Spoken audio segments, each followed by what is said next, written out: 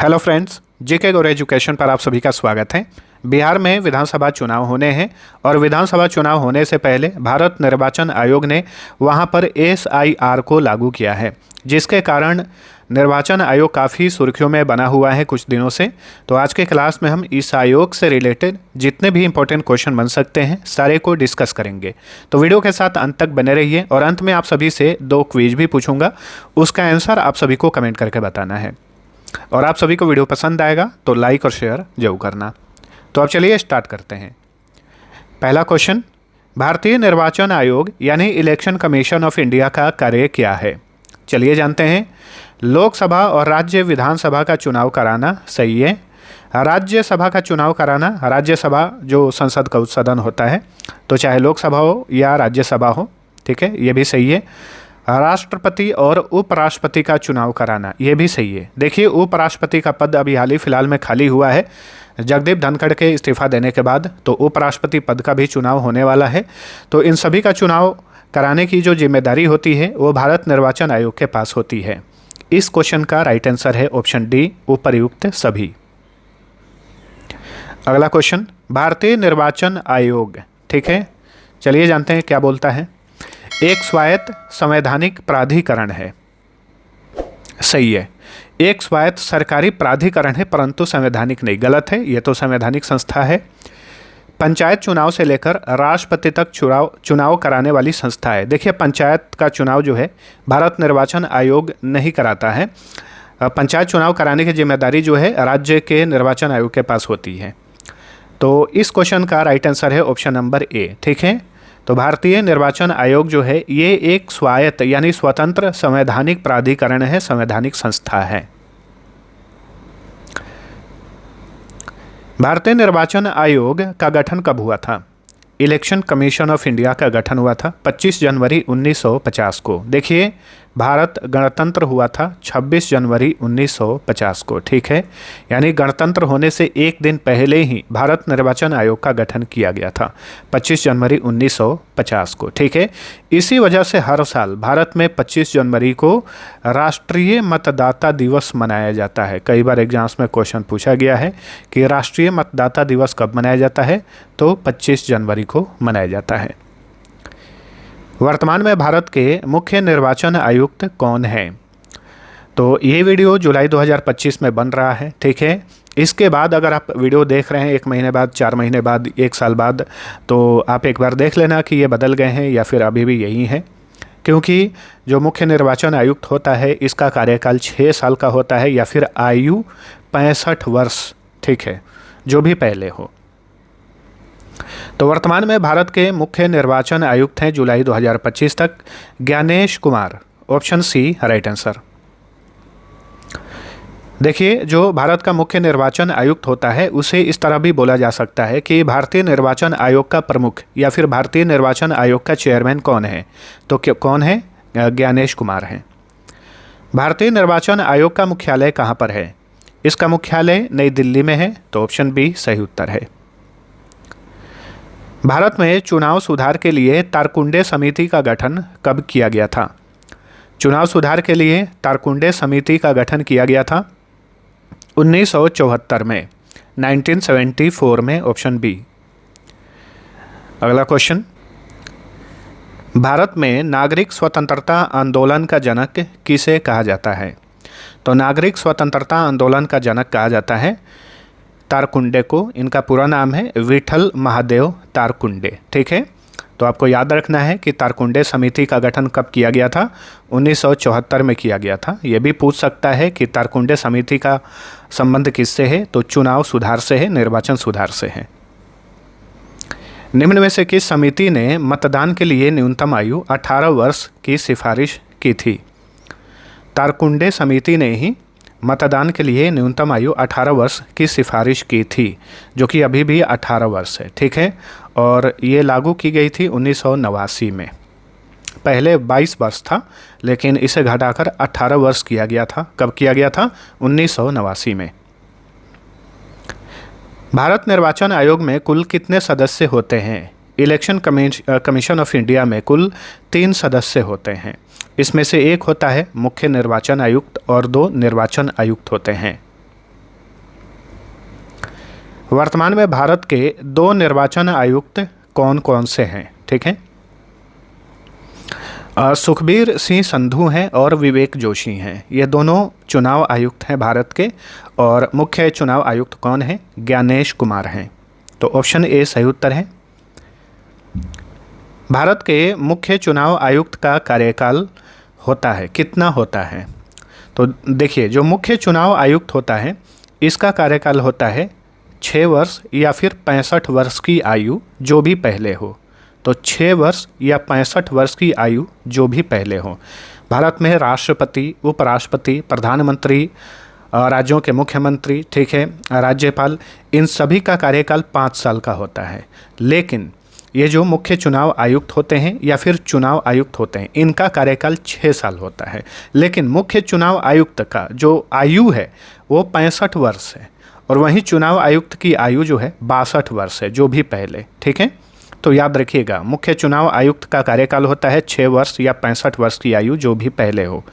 अगला क्वेश्चन है कि भारत के अन्य चुनाव आयुक्त का कार्यकाल कितना होता है? तो ये होता है 6 वर्ष या 62 वर्ष की आयु जो भी पहले हो। केवल आयु में कमी की गई है 3 साल की। ठीक है, नेक्स्ट, भारत के मुख्य चुनाव आयुक्त या चुनाव आयुक्त की नियुक्ति कौन करता है? इनकी नियुक्ति भारत के राष्ट्रपति द्वारा की जाती है। प्रेसिडेंट ऑफ इंडिया जो है इलेक्शन कमीशन ऑफ इंडिया के जो चेयरमैन होते हैं, आप ऐसे भी बोल सकते हैं, या फिर चीफ इलेक्शन कमिश्नर या फिर इलेक्शन कमिश्नर, इनकी नियुक्ति करता है भारत का राष्ट्रपति। भारत का मुख्य चुनाव आयुक्त या चुनाव आयुक्त अपना त्याग पत्र किसे देता है? अगर ये इस्तीफा देना चाहें तो किसे अपना इस्तीफा सौंपेंगे? भारत के राष्ट्रपति को। ऑप्शन बी सही उत्तर है। भारत के मुख्य चुनाव आयुक्त को प्रति माह वेतन मिलता है। कितना वेतन मिलता है? इन्हें प्रति माह 2.5 लाख रुपए का वेतन मिलता है। ठीक है, भत्ता अलग से। तो option B right answer. Bharat के अन्य चुनाव आयुक्त को प्रति माह वेतन कितना मिलता है? तो देखिए, एक मुख्य निर्वाचन आयुक्त होता है और 2 निर्वाचन आयुक्त होते हैं। मुख्य निर्वाचन आयुक्त को 2.5 लाख रुपए प्रति माह मिलता है महीना।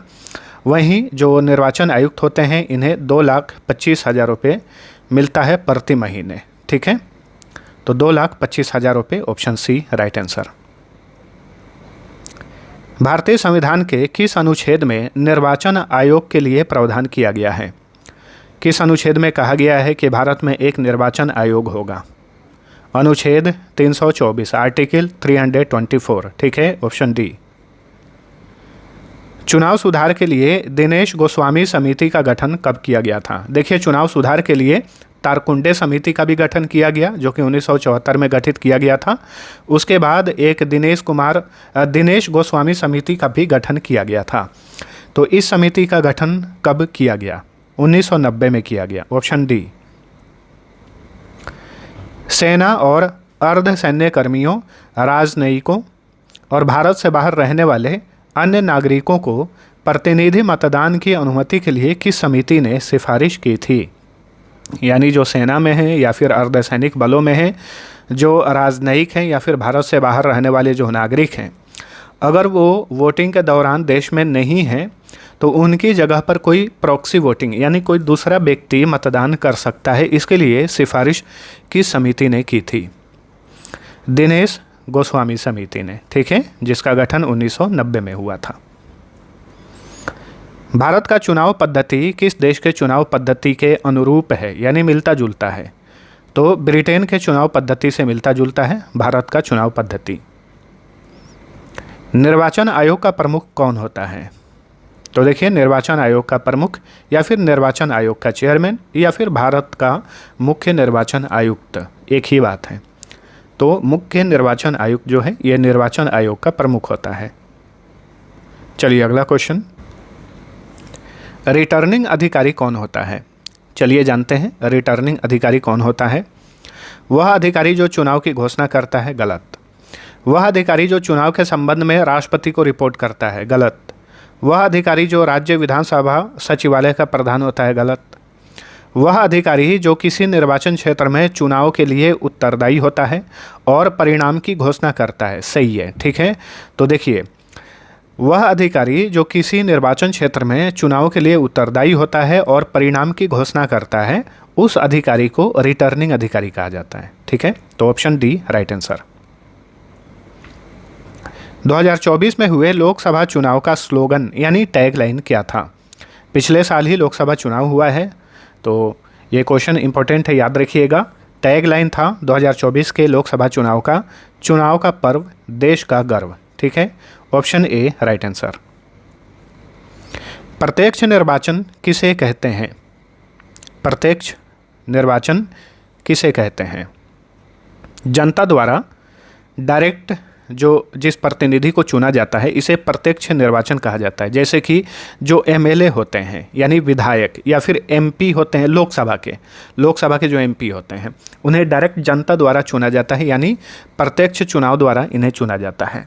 और जो राज्यसभा के सदस्य होते हैं, या फिर किसी राज्य में अगर विधान परिषद है, उसके जो सदस्य होते हैं, या फिर राष्ट्रपति या फिर उपराष्ट्रपति, इन सभी का चुनाव जो है अप्रत्यक्ष रूप से किया जाता है, यानी इन्हें डायरेक्ट जनता नहीं चुनती है, बल्कि वो चुनती है जिसे जनता ने चुना है। ठीक है, तो याद रखिएगा, लोकसभा के सदस्य और विधानसभा के सदस्य, राज्य विधानसभा के सदस्य ही प्रत्यक्ष रूप से चुने जाते हैं। बाकी ये जितने भी हैं, राष्ट्रपति, उपराष्ट्रपति, राज्यसभा के सदस्य, ठीक है, विधान परिषद के सदस्य, ये सभी प्रत्यक्ष रूप से चुने जाते हैं। भारत में निर्वाचन सूची तैयार करने की जिम्मेदारी किसकी है? निर्वाचन आयोग की है। ठीक है, निर्वाचन आयोग सर्वोच्च न्यायालय, संघ लोक सेवा आयोग यानी यूपीएससी तथा नियंत्रक एवं महालेखा परीक्षक यानी कैग का कार्यालय जैसी संस्थाओं में कौन सा एक लक्षण समान है? तो ये सभी के सभी जो हैं संवैधानिक संस्थाएं हैं, यही एक चीज़ समान है। ठीक है, ये सभी संवैधानिक संस्थाएं हैं, यानी संविधान में इनका जिक्र किया गया है। निर्वाचन आयोग यानी इलेक्शन कमीशन ऑफ इंडिया के बारे में जिक्र किस अनुच्छेद में किया गया है? आर्टिकल 324। क्वेश्चन पूछे कि सर्वोच्च न्यायालय यानी सुप्रीम कोर्ट के बारे में उल्लेख किस अनुच्छेद में किया गया है? आर्टिकल 124 में किया गया है।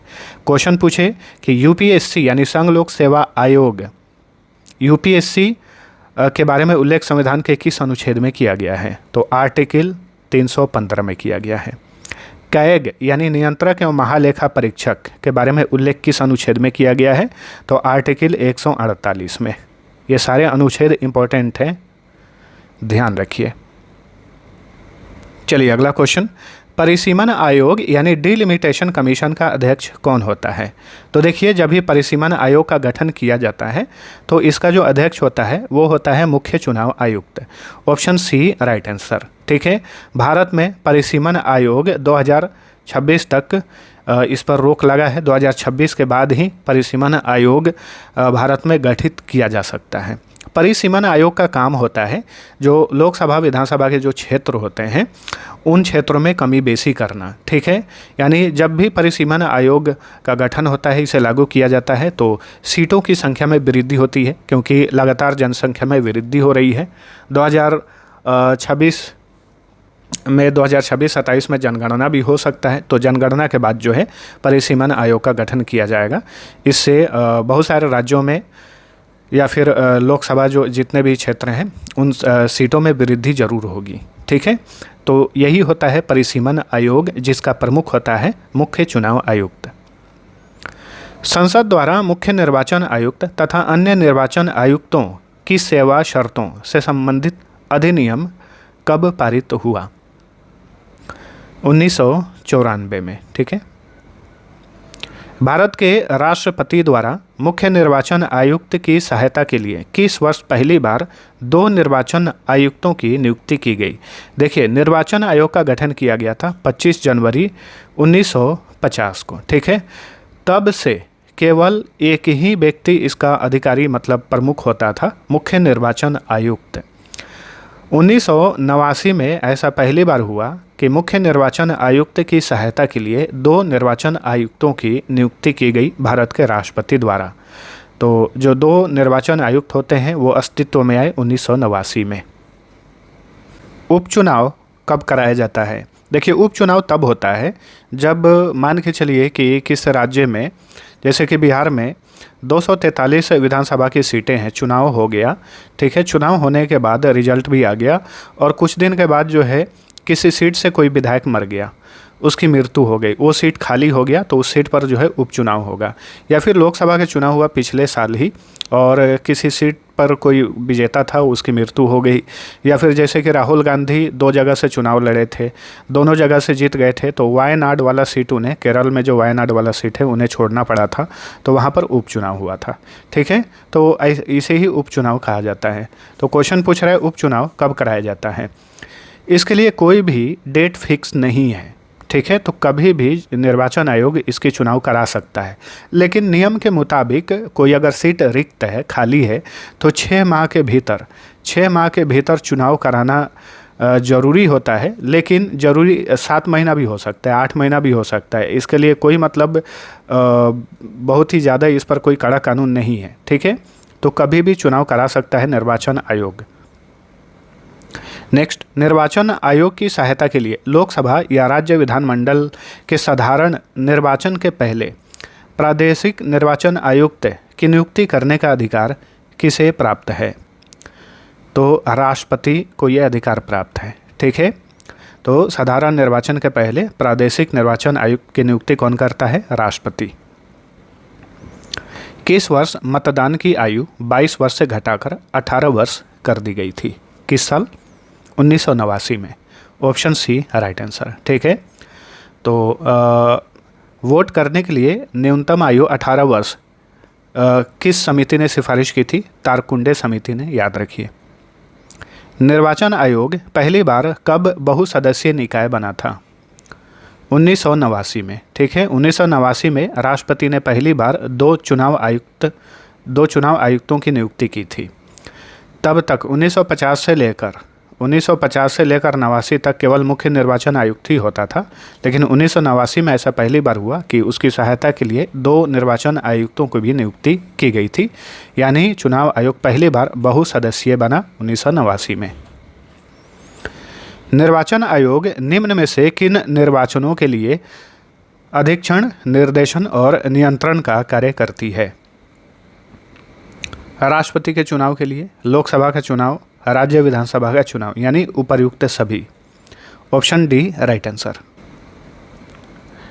नेक्स्ट, भारत के विभिन्न राजनीतिक दलों को राष्ट्रीय या क्षेत्रीय दल का दर्जा देने का अधिकार किसको है?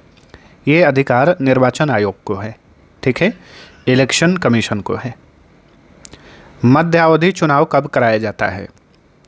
अभी हमने पढ़ा है उपचुनाव। उपचुनाव तो तभी होता है जब भी कोई सीट खाली हो जाता है, किसी की मृत्यु होने पर या फिर कुछ ऐसा सीट खाली हो जाता है तो उपचुनाव कराया जाता है। लेकिन मध्यावधि चुनाव ये अलग चीज़ है। मध्यावधि चुनाव का मतलब होता है कि अगर राज्य की बात करें तो राज्य में जो विधानसभा है वो अपना समय पूरा करने से पहले ही भंग हो गया, यानी उसे राज्यपाल ने भंग कर दिया, तो मध्यावधि चुनाव कराना होगा। या फिर लोकसभा को अगर राष्ट्रपति ने भंग कर दिया तो फिर मध्यावधि चुनाव कराना जरूरी होगा। इसे मध्यावधि चुनाव कहा जाता है। तो ये कब कराया जाता है बताइए? तो समय के पूर्ण होने से पहले ही, जब लोकसभा भंग हो जाए तभी मध्यावधि चुनाव होता है, ठीक है। तो कई बार क्वेश्चन ये भी पूछा जाता है कि लोकसभा को कौन भंग कर सकता है? तो भारत का राष्ट्रपति उसे भंग कर सकता है। स्वतंत्रता प्राप्ति के बाद भारत में प्रथम आम चुनाव कब हुआ? तो प्रथम आम चुनाव हुआ था 1951 से 52 में, ठीक है। 1951 से स्टार्ट हुआ था लास्ट में और 52 तक ये चला। 1952 में रिजल्ट आया था। तो स्वतंत्रता प्राप्ति के बाद भारत में प्रथम लोकसभा चुनाव या फिर आम चुनाव हुआ 1951 से 52 में। भारत में पहली बार महिलाओं को मताधिकार कब प्राप्त हुआ था? 1926 में ही प्राप्त हो गया था, ठीक है। ब्रिटिश काल में ही भारत में पहली बार महिलाओं को मताधिकार प्राप्त हो गया था 1926 में। भारत में पहली बार उक्त में से कोई नहीं कब लागू किया गया, यानी नोटा। वोट देने आप जाते हैं तो वहाँ पर वोट देना होता है, बटन होते हैं और लास्ट में नोटा का भी बटन होता है। नोटा का मतलब होता है नन ऑफ द अबव। तो ये कब लागू किया गया था? इसे लागू किया गया था 2013 में। भारत के प्रथम मुख्य चुनाव आयुक्त कौन थे? सुकुमार सेन थे। ठीक है, सुकुमार सेन ये भारत के प्रथम मुख्य चुनाव आयुक्त थे। चुनाव के समय किसी चुनाव क्षेत्र में चुनाव प्रचार कब बंद करना होता है? तो चुनाव के समय किसी निर्वाचन क्षेत्र में चुनाव प्रचार निर्वाचन शुरू होने से पहले 48 घंटा पहले प्रचार को बंद करना होता है। मतदान प्रारंभ होने से 48 घंटा पहले, यानी 2 दिन पहले। एक व्यक्ति, आगे जानते हैं, एक से अधिक निर्वाचन क्षेत्रों से चुनाव नहीं लड़ सकता है, गलत है। 2 से अधिक निर्वाचन क्षेत्रों से चुनाव नहीं लड़ सकता है, ये सही है। ठीक है, 3 से अधिक निर्वाचन क्षेत्रों से चुनाव नहीं लड़ सकता है, गलत है। 3 तो लड़ेगा ही नहीं। यानी नियम ये है कि कोई भी व्यक्ति केवल 2 निर्वाचन क्षेत्रों से ही चुनाव लड़ सकता है।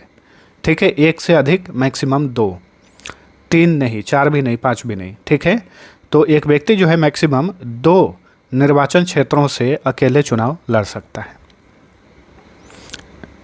किसी चुनाव के दौरान किसी राजनीतिक दल के उम्मीदवार की मृत्यु हो जाने की स्थिति में कितने दिनों के भीतर दूसरा प्रत्याशी खड़ा करना पड़ता है?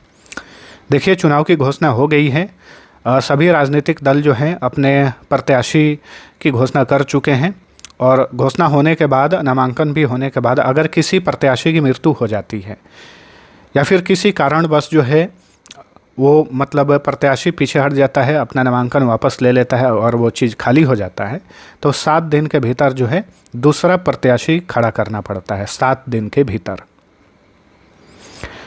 भारत के मुख्य निर्वाचन आयुक्त के संबंध में निम्नलिखित में से क्या सही है? चलिए जानते हैं। इसकी नियुक्ति राष्ट्रपति करता है, सही है। इनको सर्वोच्च न्यायालय के न्यायाधीश की भांति पदच्युत यानी पद से हटाया जा सकता है।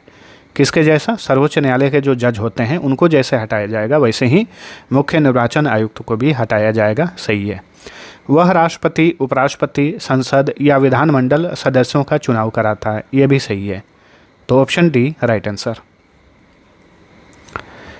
मुख्य चुनाव आयुक्त को पदच्युत किया जा सकता है, यानी पद से हटाया जा सकता है, किसके द्वारा? भारत के मुख्य न्यायाधीश द्वारा नहीं, राष्ट्रपति द्वारा नहीं, केवल नियुक्ति की जा सकती है। मंत्रिमंडल के प्रस्ताव द्वारा बिल्कुल नहीं। संसद के दोनों सदनों के सदस्यों के 2/3 बहुमत द्वारा ही जो मुख्य चुनाव आयुक्त होता है उसे हटाया जा सकता है। चलिए अगला क्वेश्चन। निम्नलिखित में से कौन सा काम निर्वाचन आयोग का नहीं है? चुनाव चिन्हों का आवंटन, सही है, ये तो काम ही है निर्वाचन आयोग का। निर्वाचन तारीखें यही तय करता है। चुनाव की निष्पक्षता बनाए रखना यही तय करेगा। चुनाव के लिए उम्मीदवारों का चयन, ये बिल्कुल नहीं। ठीक है, उम्मीदवारों का चयन करने का काम इसको नहीं है। ठीक है, जो भी व्यक्ति चाहे वो चुनाव लड़ सकता है, इसके लिए उम्मीदवार का चयन नहीं किया जाता है। ईवीएम का प्रयोग भारतीय चुनाव में कब से प्रारंभ हुआ? ईवीएम यानी इलेक्ट्रॉनिक वोटिंग मशीन। ईवीएम का प्रयोग भारतीय चुनाव में कब से प्रारंभ हुआ? 1998 से। ठीक है, भारत की प्रथम महिला मुख्य निर्वाचन आयुक्त कौन थी? तो भारत के प्रथम मुख्य निर्वाचन आयुक्त थे सुकुमार सेन। यहाँ पे पूछ रहा है कि प्रथम महिला मुख्य निर्वाचन आयुक्त कौन थी? ये थी वी.एस. रामा देवी, जो कि बहुत ही कम समय के लिए ही मुख्य निर्वाचन आयुक्त बनी थी। नवंबर 1990 से लेकर दिसंबर 1990 तक ही, कुछ ही दिनों के लिए ये भारत के मुख्य निर्वाचन आयुक्त बनी थी वी.एस. रामा देवी। राज्यों में पंचायतों के चुनाव किसके द्वारा आयोजित किए जाते हैं? राज्य निर्वाचन आयोग द्वारा। ठीक है, या फिर अगर ऑप्शन में राज्य निर्वाचन आयोग न देकर राज्य सरकार दे तो उसे आप सही करना, क्योंकि ये चुनाव, पंचायत का चुनाव जो है भारत का निर्वाचन आयोग जो है नहीं करता है। नेक्स्ट, निर्वाचन आयोग ने बिहार में एसआईआर को लागू की है, जिसके तहत नए सिरे से मतदाता सूची तैयार की जा रही है। एसआईआर का विस्तृत रूप क्या है? ये पक्का एग्जाम्स में पूछेगा, बहुत ही इंपॉर्टेंट क्वेश्चन है, क्योंकि एसआईआर काफ़ी सुर्खियों में है। इसका फुल फॉर्म आपको याद रखना है, स्पेशल इंटेंसिव रिवीजन। ठीक है, एसआईआर यानी सर का विस्तृत रूप है यहाँ पर, स्पेशल इंटेंसिव रिवीजन। इसे हिंदी में कहा जाता है विशेष गहन पुनरीक्षण। ठीक है,